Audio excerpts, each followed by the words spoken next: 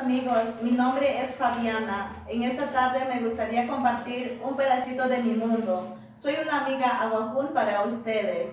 Me gustaría compartir una pequeña anécdota de cómo los amantes en ese tiempo se comunicaban, ¿no? Para poder encontrarse en otro momento, en otro lugar, como decir, ¿no? Y ellos se comunican a través de la comunicación no lingüística, en este caso como es a través de la danza y señas, ¿no? Y espero que lo disfruten. Muchas gracias.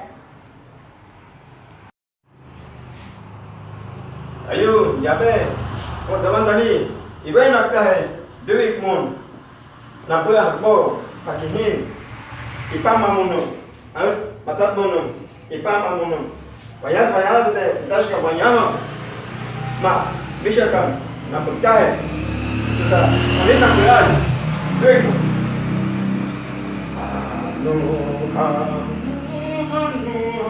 ya maya, anu ya maya, anu ya maya, anu